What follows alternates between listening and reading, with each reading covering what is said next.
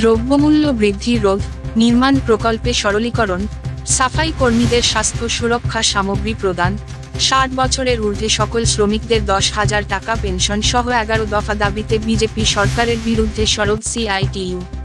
ত্রিপুরা শ্রম দপ্তর অফিসে স্মারকলিপি জমা দেবার জন্য ত্রিপুরা সিআইটিইউ সদর মহকুমা কমিটির উদ্যোগে আগরতলা শহরে এক বিক্ষোভ মিছিল করা হয়। মিছিলে উপস্থিত ছিলেন ত্রিপুরা সিআইটিইউ নেতা শঙ্কর প্রসাদ দত্ত সহ অন্যান্যরা।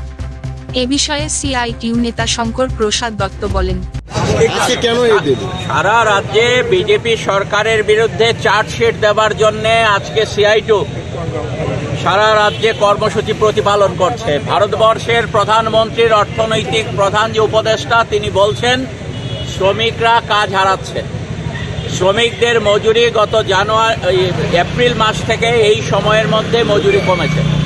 তাহলে দেশের যিনি প্রধানমন্ত্রীর মুখ্য উপদেষ্টা অর্থনৈতিক উপদেষ্টা তিনি যখন বলছেন শ্রমিকরা কাজ হারাচ্ছে, তিনি যখন বলছেন শ্রমিকরা মজুরি কমছে এবং আমাদের দেশের 500 কর্পোরেট হাউসে তাদের সম্পদ দিনের পর দিন বেড়ে চলেছে, মারাত্মকভাবে বেড়ে চলেছে, পৃথিবীর মধ্যে রেকর্ড।